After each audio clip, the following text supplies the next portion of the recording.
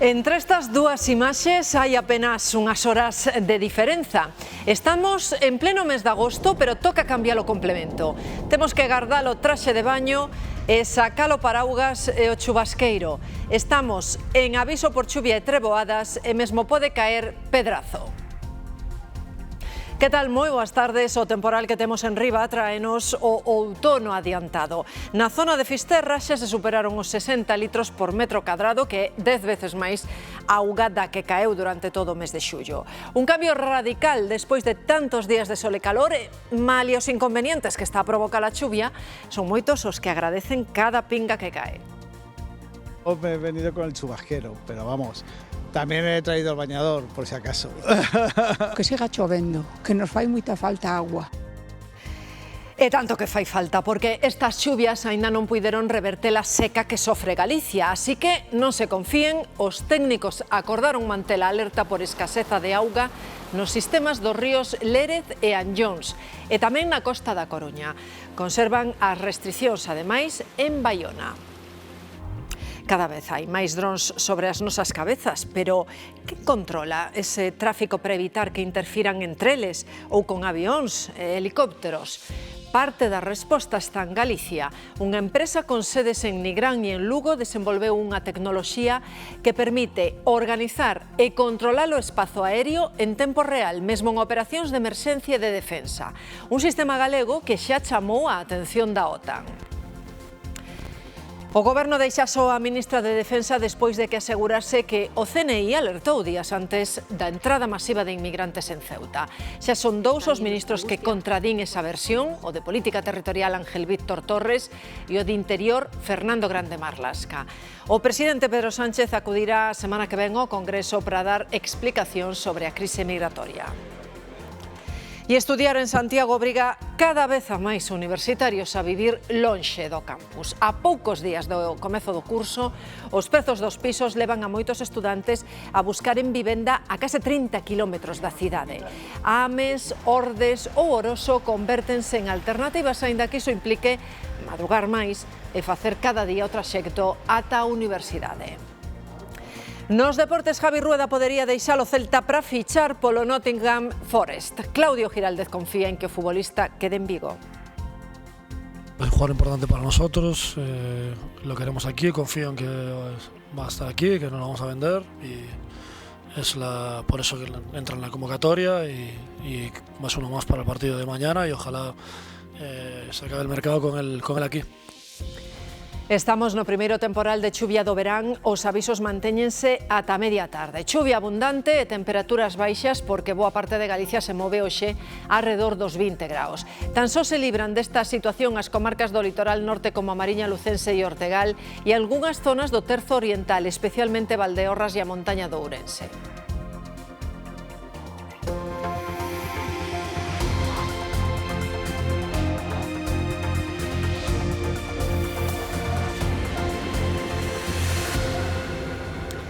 Esta era a imaxe que tiñamos en Galicia hai só uns días, son unhas horas, agora cambia por completo nesta semana que temos pasada por auga.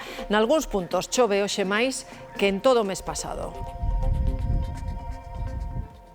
E que en pleno mes de agosto temos activos agora mesmo dous avisos por temporal, tanto por chuvias como por treboadas. O peor está no oeste da Coruña, con chuvias de moita intensidade e ademais en moi pouco tempo. No resto da provincia da Coruña e en Pontevedra, tamén en parte de Lugo, o aviso é xa de nivel amarelo. As treboadas poden vir, iso sí, acompañadas de pedrazo. Día de temporal, en pleno verán xa o dicimos, pasamos dos parasois ao paraugas e, como sempre, eso deixa división de opinións, pero no que prácticamente coincidimos todos é que en esta auga é máis ca nunca necesaria, Xoel.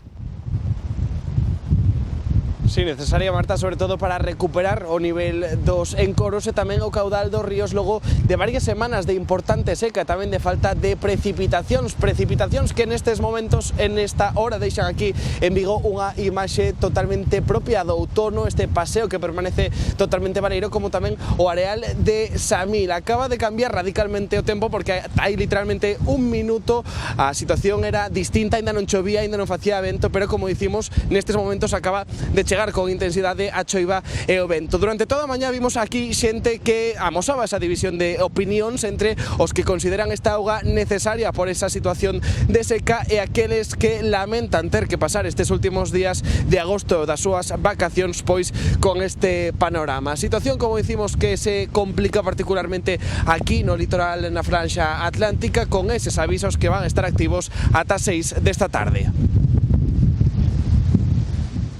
É un calor un pouco exagerado. Se lembran, o que debatíamos hai tan só uns días non era se queimaba o sol, era canto. Isto foi horrible. Pois ben, cambiou o conto, eses días sufocantes xa son historia, e hoxe chega un temporal, sí, en pleno agosto. Precisamente venimos de Madrid huyendo del calor.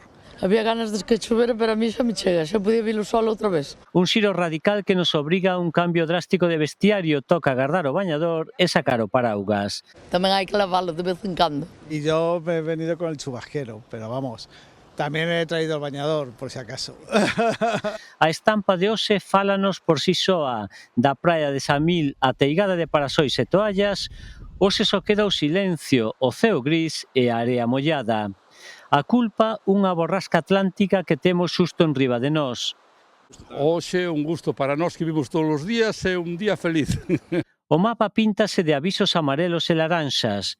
Vai chover con moita intensidade, sobre todo na Costa da Morte, onde en algúns puntos caerá hoxe máis auga que en todo o que levamos de verán. Este tiempo me aburre muchísimo. E ollo porque tamén agardamos pedrazo. Deste episodio só se libran no litoral entre Bergantiños e a Mariña, en Valdeorras e nas montañas de Lugo e Ourense. Coas primeiras gotas deste outono adiantado, as alertas trasládanse á estrada. Moito coidado ao volante, porque coas primeiras pingas o asfalto vólvese especialmente esvaradío. A carretera está con grasilla e toda a cousa, e os neumáticos cando baixan de 2 milímetros, por exemplo, xa se nota moito a adherencia na carretera. Toca abrigarse, cambiar o chip e sorrir. Falta fai, falta fai. Que siga chovendo, que nos fai moita falta agua. Porque tal e como está o ano, a chuvia de hoxe é moito máis importante que a auga de maio. Moito máis importante, si, esas xuvias xa foron intensas nesa zona en alerta laranxa no oeste da Coruña. No oeste da provincia da Coruña. Efectivamente, Diego, ademais, houbo xa acumulados importantes nas últimas horas, non? E non sería raro que ao final do día, vemos os acumulados, chegáramos aos 80 litros, que, para que se faga unha idea, é unha cantidade xeitosa para un temporal propio do inverno. Polo de agora xa superamos con certa facilidade os 60 litros en Fisterra e camiño deses 60 litros seguimos en Cee ou en Vimianzo e por riba dos 40 xa é o último dato en Camariñas. Polo tanto, precipitacións sobre todo concentradas nesa metade oeste, pero ollo que nas próximas horas, Marta, aínda pode seguir chovendo. Afinamos, se che parece, Diego, un pouquiño máis. As próximas horas dis, pero a tarde en concreto, como imos ter? Sí, pois aínda con chaparradas, con eses chaparróns quizáis máis intermitentes, que poden vir con tormenta. É certo que a previsión indica que a partir de media tarde irá mellorando o panorama, Marta, e irá calmándose un pouco a situación, pero seguiremos falando de chuvia tamén para mañá. Así que entramos no momento crítico agora e despois temos un pouquiño de paz. Sí, unha lixeira melloría, digamos, no segundo treito da tarde. Moi ben, graciñas, Diego. A despois.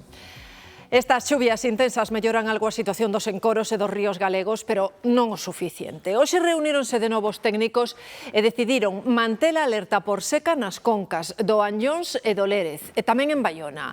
Ademais, mantense a prealerta de Metrio no Tambre. Sí, porque podíamos cometer o erro de pensar que a chuvia caída estes días, sobre todo na xornada desta mesma mañá, podía aliviar bastante agora mesmo os ríos, pero de momento as medicións que se fixeron non refliten a auga caída, porque nos ríos agora mesmo, como poden ver, esta é a estampa aquí no Tambre, os baixan con moito menos caudal do que sería o habitual, tanto os ríos como os encoros, por iso agora mesmo mantense a situación de alerta máis de 30 concellos en todo Galicia e prealerta en máis de 50 concellos. Esta chuvia que está caendo que, segundo as previsións, caerá ao longo desta xornada e tamén de mañá poderase medir nas próximas xornadas e saberemos as consecuencias que pode ter para os caudais dos ríos e dos encoros. De momento, continuamos en situación de alerta e de prealerta por escaseza de agua en moitos puntos de Galicia. As avarías volven complicar as viaxes en tren polo corredor do Miño. A CGT Ferroviaria denuncia que esas incidencias son continuas e atribúeas ao estado dos trens que cobren a liña entre Vigo e Ponferrada. Hai apenas uns minutos volveu pasar. Un día máis, os viaxeiros que tiñan previsto coller o tren de media distancia que une a estación de Vigo-Guixar con Ponferrada víronse obrigados a desplazarse en autobús. Pues la verdad fue de imprevisto que me llegó el mensaje.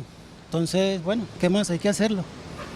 Os que fan a ruta con frecuencia non se sorprenden. Saben xa ben dos imprevistos que se poden presentar. Voy de aquí a Madrid, pero pasando por Ourense hay que hacer un trocito en autobús de aquí a Guillarei.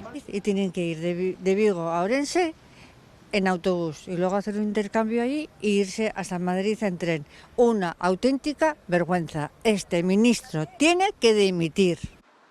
Dende o pasado mes de xullo, a Confederación Xeral do Traballo ven denunciando continuas incidencias debido ao estado dos trens asignados a esta liña. En máis de 50 ocasións houbo que transportar os viaxeiros en taxis ou autobuses para que chegaran ao seu destino. No queda outro remedio. Hay que sacrificarse de vez en cuando y hacer el viaje en bus. Hombre, un poco rollo, pero bueno, es lo que hay. A liña entre Vigo e Ponferrada dá servizo tamén a Salvaterra, Ourense, Monforte, Quiroga, a Rúa e o Barco. Denuncia tamén o sindicato que mentre se amplían servizos e se incorpora novo material no eixo atlántico entre Vigo e A Coruña, as liñas que comunican o interior de Galicia están condenadas a funcionar con vehículos anticuados que sofren continuas incidencias.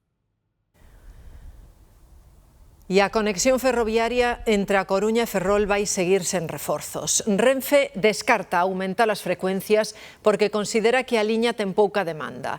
O Foro Cidadán, institucións e organizacións empresariais insisten en que habería que pasar dos 5 trens actuais a 11 nos días laborables. Onde xa chegan os cambios na estación de Ourense. Neste caso é un cambio que agradecen sobre todo os taxistas que pasan ali moitas horas de espera e que van ter unha marquesiña para protexérense da auga en días chuviosos como a do hoxe. Alberto. Foron 4 anos longos de reclamacións por parte dos taxistas de Ourense, tamén dos usuarios desta intermodal, de buscar un lugar para resguardarse das temperaturas extremas do verán e no inverno aterecidos polo frío. Empezouse a construir esta marquesina hai 2 días, terá 6 metros de alto e 20 metros de superficie. O presidente dos taxistas de Ourense, Francisco Javier Álvarez, que imagino que satisfeitos por fin por ver esta obra cara arriba, non? Si, home, logo de 4 anos de reclamacións tanto por parte da Xunta, do Concello e dos taxistas, pois que se vexa que sea unha realidade, pois agradecese tanto para os taxistas e para os usuarios tamén, pois nestes momentos que chega un tren de Madrid que veñen cheos de viaxeiros e en certos momentos teñen que esperar a que salgamos e volvamos, pois agradecese que sea unha realidade. Ainda que hai xente que decía que é demasiado alta, pero parece que ten que ser por normativa, así, non? Sí, ten que ser por normativa, que todo o que sobresale a carretera mínimo ten que ter 4 metros de alto, entonces, bueno, é mellor que sea así de alta que cubra algo os taxis que non chega a cubrilos. Por certo, unha marquesina que non será definitiva, xa que co remate das obras da segunda fase desta intermodal, que precisan dun orzamento de 115 millóns de euros, habrá outra marquesina para resguardar e taxistas da intermodal de Ourense. Alvedro amplía o seu mapa de destinos. Volotea volverá a operar dende a Coruña con conexións a Málaga, Valencia, Bilbao, Sevilla e Alacante. A compañía foi a única que se presentou ao concurso do Consorcio de Turismo e deberá superar os 1000 voos anuais entre todas estas rutas. E a experiencia foi boa, así que United Airlines aposta por repetir tamén o próximo verán a conexión entre Santiago e os Estados Unidos que leva funcionando, Sheila, dende o mes de maio. Sí, Marta, como ben dis, a compañía United Airlines ven de confirmar que se manterá a ruta Santiago-Nova York durante o verán 2027.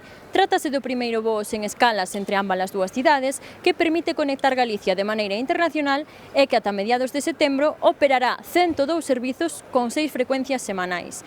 A ruta comezou a operar tras as obras que houbo en maio que obrigaran a pechar a terminal durante unhas semanas. De feito, cando volveron a abrir as pistas, o primeiro voo que aterrou neste aeroporto, Rosalía de Castro, foi un procedente de Nova York. Baixa o stock de vivenda de alugueiro na Coruña despois dun ano da declaración da cidade como zona tensionada. O sector cree que o sistema non funciona. Dende a plataforma polo dereito á vivenda piden máis limitacións para os pisos turísticos. Unha cidade co prezo do alugueiro limitado e cunha ordenanza municipal que regula as vivendas de uso turístico. É un problema bastante grave na Coruña. Eu sei de pisos que antes estaban a 400 euros, agora están a 800. Tanto para comprar, tanto para alquilar. No hai. O prezo medio da vivenda sobe máis dun 11% no que vai de ano por riba da media nacional. Non baixou nada, o precio segue sendo carísimo e aparte os propietarios fan as trampas para intentar saírse da situación, non hai inspeccións por parte do Concello, con as cousas que denunciamos tamén, dicir, apenas non se fan inspeccións para evitar esas trampas, como meter esas vivendas en vivendas temporais, é dicir, hai moitísimas trampas que están facendo que non se están investigando, vale? Entón, eso un dos principais problemas. A zona tensionada non solventou nada. Unha medida pouco eficaz que se estende ás vivendas turísticas, din que un 60% dos pisos vacacionais da cidade non cumpren coa normativa municipal. O Concello non está pechando esas vivendas, sí, di que hai recursos, que non sei que, pero non está pechando. Ainda que hai orden, por lo visto sí que hai orde de peche de algunhas desas vivendas, pero non se fai efectivo ese peche. Temos que exixir que pechen as vivendas ilegais. E din que está aumentando a compra de edificios para destinalos a uso vacacional. É un edificio inteiro con vivendas turísticas que, bueno, é un hotel doutro xeito, pero é un hotel, non? Entón o Concello permite coa normativa iso. Nós o que queremos é que cambie esa normativa, que non se permita e ademais que faga unha suspensión cautelar das licencias para ese tipo de edificios. O número de pisos turísticos inscritos no Rexistro Oficial da Xunta de Galicia na Coruña é de 1.314, un 6,5% menos que hai un ano.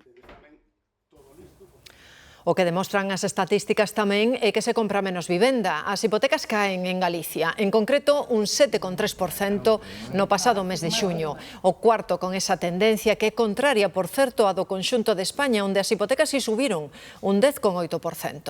En xuño asináronse na nosa comunidade 1.400 cun importe medio de 135.000 euros, 43.000 menos que a media nacional. Son moitos máis os que aceptan a herdanza que os que renuncian a ela. Pero sí que hai un incremento e é cada vez máis plausible que sí, que van herdeiros que toman a decisión de renunciar a súa herdanza por diferentes cuestións. Pode ser o mellor un de cada 10. E é que recibir unha herdanza non sempre é un proveito. Na última década as renuncias están aumentando e cada ano en España 50.000 persoas rexeitan un legado. Galicia é a terceira comunidade con maior taxa de renuncias.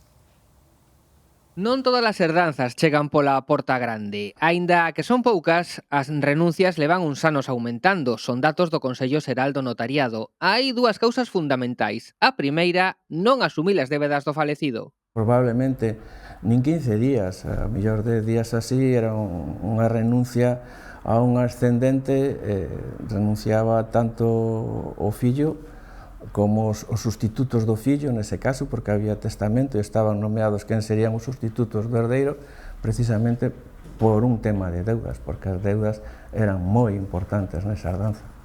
Pero en Galicia hai poucas herdanzas con débedas. A tradición é o aforro. Se eu tivera que poñer máis ou menos un causante promedio, tanto home como muller, o que se ve é mínimo un inmueble, piso ou casa, algunha que outra finca, 2 ou 3 fincas, e despois, evidentemente, unha ou dúas contas, cuns aforriños. E cando hai patrimonio, hai outra causa que leva a renunciar herdanzas, evitar conflitos familiares. Cada vez se ve, ou polo menos últimamente nos están chegando os casos de maior conflictividade, moita dificultade para chegar a acordos nos repartos. Tamén existe a posibilidade de nombrar un contador partidor para que parta esa herencia ou acudir á vía xudicial, pero son casos moi puntuais, moi residuais. Mira, temos moito Sucesións, mira, aquí tes sucesións, vale?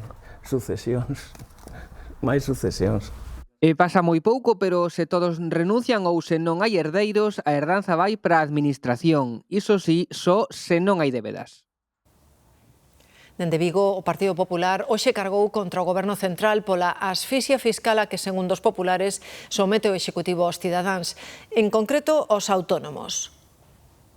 O Goberno está subindo o custo fiscal, está aproveitando a inflación para non deflactar, non actuar sobre o IRPF, de tal maneira que todo sigue igual que antes de que subiran os precios. O PSDG reclama a comparecencia do Goberno galego para que explique a situación do sistema sanitario este verán. Cualifícano de preocupante. A primeira é que compareza a Rueda, por vontade propia, pode facelo, estaría ben que o fixera. A segunda sería que comparecer ao Consello de Sanidade, é unha posibilidade, por vontade propia, pero se ningunha desas o Goberno as activa, nos forzaremos a comparecer a través dunha interpelación ao Consello de Sanidade sobre a situación do verán. Este setembro terá que darse explicacións, porque a realidade é que non pode quedar todo en notas de prensa dicindo todo é normal, todo está ben. Os socialistas tamén denuncian un ataque á súa sede do Vicedo que apareceu con pintadas esta mañá. Presentaron denuncia polo acto vandálico que consideran un ataque á liberdade e á propia democracia.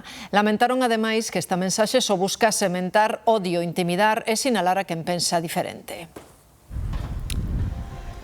E esta é unha imaxe que se repite ano tras ano, o inicio do verán, os estudantes formando ringleiras ás portas das inmobiliarias, agardando para conseguir un piso pro curso universitario.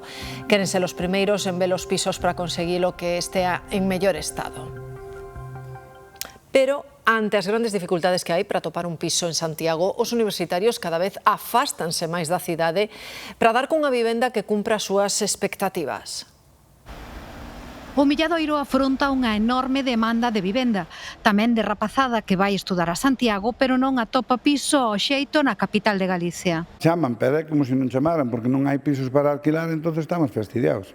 Tanto estudiantes, pero non solamente estudiantes, senón moita xente, que aquí temos os hospitales aí de lado, temos os polígonos aquí de lado, temos todo a xunta aquí de lado, o sea, o Milladoiro é un punto esencial para acoller. E resulta de que non hai pisos por ningún lado, Terán que tirar cara a Negreira, terán que tirar cara a Estrada, terán que tirar a Sigüeiro, si o hai, que non sei se nin se habrá por aí, ou terán, non sei nin o que van a facer. Non é de agora, xa hai anos que o estudantado ten dificultades para residir en Compostela, un mercado que evoluciona entre tensións. Implantouse en Santiago vivenda de uso turístico, perdimos base de vivendas de aluguer, basándose todo para uso turístico. Eso foi xa máis ou menos normativizado polo Ayuntamiento ca normativa que sacou, e agora estamos en outra tesitura, non? A zona tensionada, en base aos estudios que hai que facer do INE, un piso que estaba a mellor en 1.000 euros pasa a 500 e o propietario, en vez de cerralo, mellor, o pasa para uso temporal. E seguramente a día de hoxe, non sei, antes fai un ano e medio, estábamos ca casuística de que non temos vivendas en aluguer e tal. Hoxe en día posiblemente haxa algunha vivenda. En que? En uso temporal, uso para estudiantil. Así as cousas, non hai que perder a esperanza. Ao mellor os retardados aínda teñen a oportunidade de dar co piso dos seus soños ou algo que se lle pareza. O da vivenda non é o único cambio. Tamén está cambiando a tendencia nas estadías no estranxeiro para aprender idiomas. As novas xeracións, que teñen cada vez mellor nivel de inglés, por exemplo, viaxan fora para practicar a lingua máis que para aprendela. Ir ao estranxeiro, sí, aprender idiomas, sí, pero non tanto, xa máis ben a viaxe está a ser para practicalo, principalmente o inglés. Que é faciliño de aprendelo, se lle botas o tempo adecuado. Habría que melloralo nas escuelas, sobre todo. Si hai moitas escuelas plurilingües ahora mismo, pero non é suficiente. E cando remate a carreira, pois volver coa miña profe en Cangas, que é onde vivo. Máis de 50.000 estudantes viaxaron este verán ao Canadá, aos Estados Unidos, Irlanda ou o Reino Unido para facer cursos de idiomas en que o prioritario é a conversa e a inmersión na cultura como fórmula para completar o nivel de inglés co que xa adoitan chegar aló. Es aquí una academia que te enseña con calidad y puedas aprender lo mismo, pues claro, te quedas mejor aquí, eso es. Eu inglés levo mal. Mira, teño a mitad da familia en Inglaterra desde hai máis de 50 anos e non sei dicir casi ninguna palabra. Voy aprendiendo, o sea, estoy en la escuela de idiomas desde cero porque sí que creo que es muy importante. O aumento do bilingüismo escolar e as redes sociais en todas as linguas axudan a que as novas xeracións teñan o inglés máis preto e máis accesible. A tendencia cambia tamén no das estadías. 6 de cada 10 dos estudantes que van fora elixen un campus ou unha residencia para aloxarse e non xa unha familia de acollemento. Unha empresa galega vai se encargar de coordinar o espazo aéreo nun dos principais exercicios con drons que organiza a OTAN. Comeza a próxima semana en Portugal e vai reunir 43 países e 152 empresas tecnolóxicas. Son pequenos, versátiles e funcionais, sobre todo para facer labores de vigilancia en emerxencias e seguridade. Pero tamén poden ser moi perigosos e invaden o espazo aéreo de outras aeronaves. Ter unha ferramenta que permita xestionar todo ese espazo con seguridade é un logro dunha empresa tecnolóxica galega que desenvolveu un software propio. Lo que hacemos nosotros es un software para el control del espacio aéreo, principalmente para el uso de los drones y los helicópteros o aviones de forma simultánea. ¿En qué ambientes? En el ambiente de emergencia y el de defensa principalmente tamén. Contan con 29 profesionais e máis de 2.000 clientes, entre eles organismos públicos, axencias de emerxencias e unidades das Forzas Armadas. De hoy somos la única empresa a nivel mundial que tiene la capacidad de configurar el espacio aéreo en tiempo real. Nosotros permitimos que se estén volando drones, multitud de drones, y si necesitamos introducir un helicóptero, pues porque va a pasar que tiene que recoger una persona, un rescate, o que tiene que evacuar médicamente un accidente de tráfico, nosotros damos la capacidad de abrir y cerrar el espacio aéreo para que ese helicóptero entre sin colisionar con los drones. Este uso lo que hace es que reduce muchísimo el impacto que puede tener una emergencia y acelera muchísimo la capacidad de notificación, prevención, riesgo, etc. Somos los únicos que permiten hacer esa capacidad. Desenvolven tecnoloxía innovadora de alto interese dual, por iso foi a seleccionada pola OTAN entre 4.000 empresas de todo o mundo. Co cal, creo que é un orgullo poder dicir que é unha empresa ademais que está crecendo, que como digo, traballa dentro dos servicios aeronáuticos e tamén da formación e desenvolvemento de software. Durante o mes de setembro a OTAN vai realizar en Portugal un exercicio en que participan 43 países e máis de 150 empresas e a tecnolóxica galega será encargada de coordinar o espazo aéreo de media e baixa cota de altitude co uso do seu software. Lo cual ahora la OTAN quiere proveer al resto de países esta capa tecnológica para armonizar un sistema que sea útil para todos los países.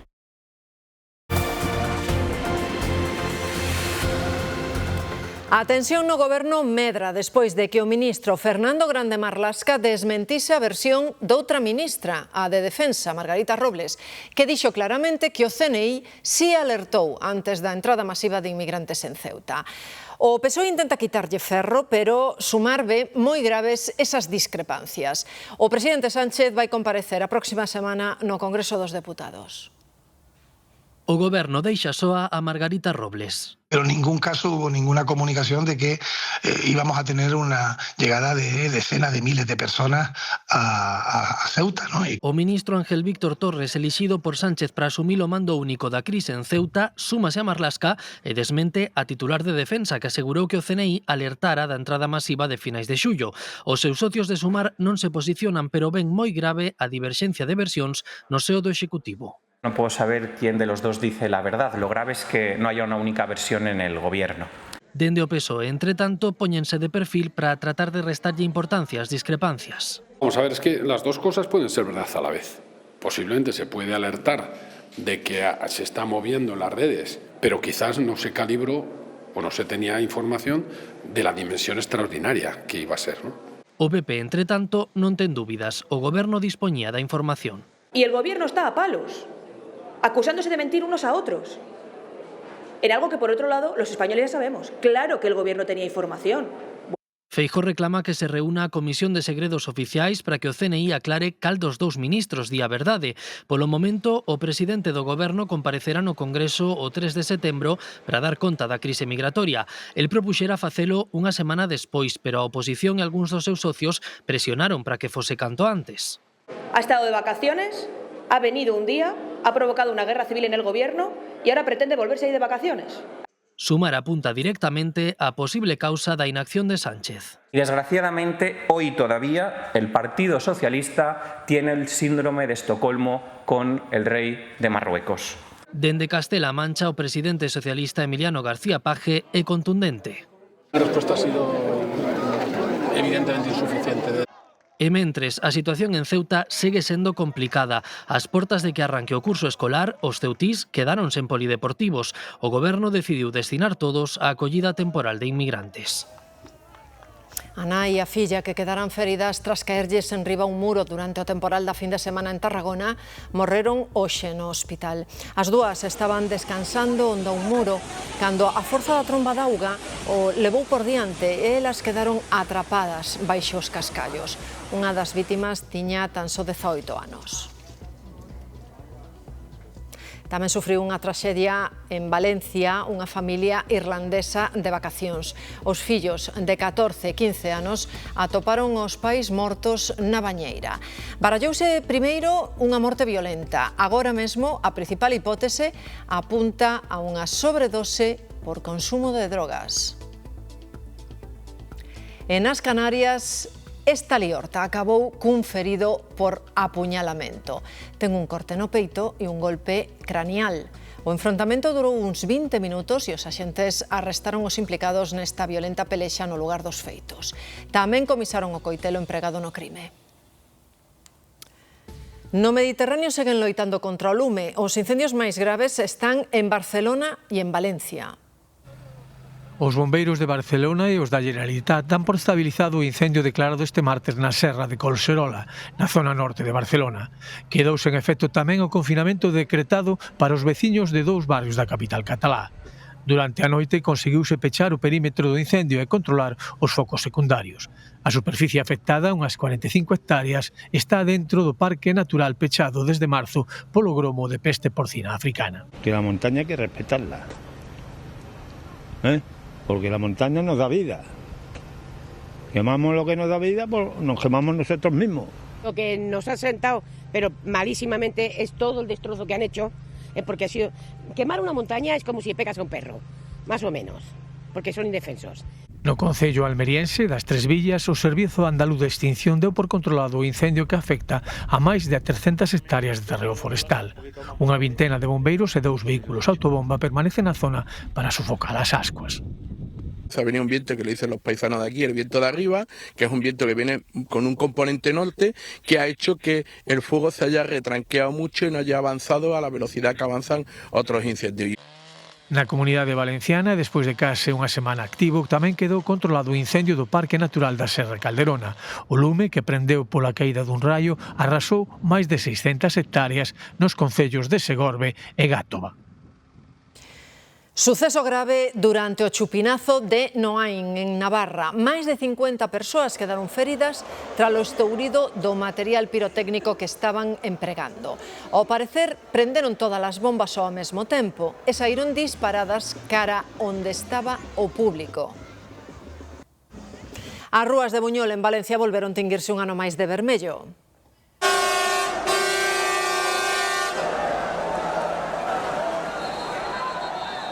Repartíronse máis de 150 toneladas de tomates entre os 22.000 asistentes a unha batalla campal que cada ano ten máis participantes. É unha das imaxes máis icónicas do verán español. A tomatina de Buñol leva 79 anos celebrándose. Escoitaron falar algunha vez das vacas frieiresas. É a máis descoñecida das razas de vacún que temos en Galicia e tamén a que está en maior perigo de extinción. Por iso, un grupo de gandeiros están a loitar pola súa recuperación. Coñecidas tamén como vacas melenudas por estas guedellas rubias que lle nacen entre os cornos, a frieiresa chamase así pola súa zona de orixe, a comarca ourensá das Frieiras, na fronteira con Zamora. Valorada no pasado como animal de traballo, a mecanización do campo e a competencia con outras razas fixo que estivese a piques de desaparecer. Das 5 razas autóctonas de vacún galegas é a que menos censo ten, con 935 exemplares. É que está costando máis recuperar. Iba moi ben, e despois sufriu un pequeno baixón, e bueno, desde 200 ejemplares que había ahora, hoxe hai casi 1000. Para recuperala decidiron promover a frieiresa máis a lo de Ourense e hoxe en día hai 34 ganderías espalladas por toda Galicia, destacando o Concello pontevedrés de Cerdedo Cotobade, onde está Roberto, presidente da Asociación de Criadores da Raza. Como a moito lle gustan as cachenas polo chiste pois dos cornos e que é pequeniña, e a nós aquí na casa particularmente gustanos a frieiresa pois polo tupé e máis pois pola feitura da vaca que é. A súa rusticidade cría ao aire libre dalle unhas características únicas á súa carne, como destaca María Elena, outra gandeira de Cerdedo que decidiu apostar por esta raza. Nunca tuve que chamar a un veterinario, o sea, nunca tuve problemas con elas mismas pairen solas, teñen unha rusticidade increíble. E despois, o sabor dos becerros, cando é unha carne espectacular. Aliadas contra os incendios forestais ou manter limpos os terreos onde pastan son razóns que animan a estes gandeiros a seguir loitando pola súa recuperación. Entón, pois, para darlle un empuxonciño para arriba, porque é unha raza que está, verdad, que se está quedando bastante, hai 500 e algo de animales, de nais, entonces temos que intentar sacala entre todos, unirse e sacala para arriba. Falamos de vacún, pero tamén de peixe, porque os nosos veciños de Portugal son campións a nivel europeo en consumo de bacallau, como non, aínda que tamén destacan outras especies. Cada portugués come de media 54 kilos de peixe ao ano. Brais. Pois sí, algo máis dun kilo por persoa e por semana, case o dobro do peixe que come de media cada europeo. No total, 600.000 toneladas ao ano que fan que este país de pescadores aínda teña que importar moito peixe, que ocupa un lugar prioritario en mercados como este do Bollao. De feito, en Portugal din que hai máis receitas de bacallau que a días ten o ano cada restaurante e cada casa semellan ter a súa propia porque é a especie máis consumida con diferenza. É o prato estrela, por exemplo, do Nadal. Outro exemplo, as sardiñas son as protagonistas das festas do verán e hai que ter tamén en conta outras especies como a dourada, o robalo, os surelos, a pescada ou o atún. Porén, a inflación dos últimos anos está facendo que o consumo comece a estancarse. E así, en Cabalo, vimos hoxe os axentes da Garda Civil percorrer o camiño de Santiago. Os axentes patrullan as diferentes rutas xacobeas, tamén en bicicleta ou a pé, e o obxectivo é estar preto dos camiñantes para facer que en todo momento eles se sentan seguros. A Garda Civil conta tamén cunha oficina móvil para atendelos. As bandeiras dos Estados Unidos ondearán a media asta durante unha semana en todo o país en sinal de dó pola morte de Dolly Parton. Así o decretou o presidente Donald Trump. Vítima dun cancro, Parton tiña 80 anos. Trump deixouno claro nas súas redes sociais. Nunca houbo, nin haberá, ninguén como a raíña do country. Na fragmentada América do Norte actual, poucas figuras poden provocar un pesar tan intenso entre conservadores e progresistas.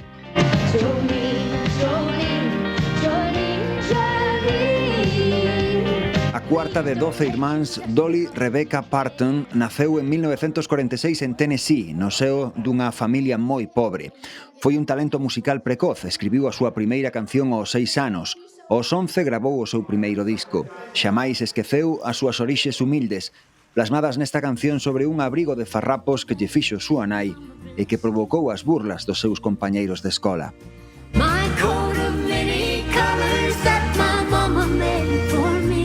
Compositora prolífica e cantante irrepetible, Dolly Parton vendeu máis de 100 millóns de discos, gañou 11 premios Grammy e colocou 25 temas no máis alto das listas. Tamén triunfou como actriz grazas a un carácter obstinado e a unha fe cristiá baseada na tolerancia que se agochaban detrás dunha imaxe frívola só en apariencia.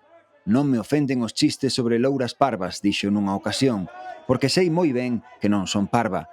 En realidade, nin tan sequera son loura. Non vou limitar a miña vida só porque algúns non acepten o meu estilo. Pois con ela, coa música da raíña do country, marchamos hoxe e facémolo cunha canción que moito relacionan con outra estrela falecida, Whitney Houston, pero que foi Dolly Parton a que a compuxo e interpretou por primeira vez. Que teñan moi boa tarde, vémonos mañá. But I know I'll think of you each step of the way.